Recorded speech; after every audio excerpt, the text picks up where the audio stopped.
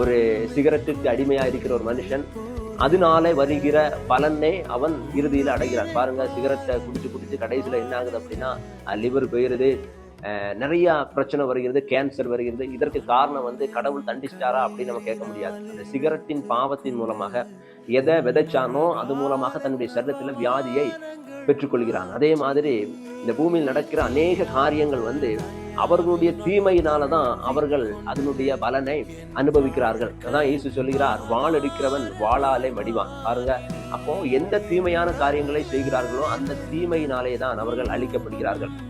ஒருபொழுதும் கடவுள் யாரையும் அழிக்கிறவர் அல்ல, யாரையும் கொல்கிறவர் அல்ல, யாரையும் தண்டிக்கிறவர் அல்ல. அவர் எல்லாரையும் நேசிக்கிறார், மன்னிக்கிறார், ஆசீர்வதிக்கிறார். நல்ல குணங்கள் எல்லாம் கடவுளிடத்திலிருந்து வருகிறது. நன்மையான எந்த ஈவும் ஜோதிகளின் பிதாவின் இடத்திலிருந்து வருகிறது என்று நாம் வாசிக்க முடியும். அவரிடத்துல தான் நல்ல குணங்கள் இருக்கிறது. அவர் நன்மையினால் நிறைந்திருக்கிறார், நல்ல குணங்களால் நிறைந்திருக்கிறார். தீமையானது எல்லாம் எங்கிருந்து வருது அப்படின்னா பிசாசுடைய கிரியையிலிருந்து தான் வருது. பிசாசு தான் எல்லா தீமைக்கும் காரணமா இருக்கிறார். இதனால கடவுள் யாரையும் அழிக்கிறவர் அல்ல, கொல்கிறவர் அல்ல. அவர் எல்லாரையும் நேசிக்கிறவராய் இருக்கிறார். எல்லாரும் நல்லா இருக்கிறன்னு விரும்புறதுதான் கடவுள்.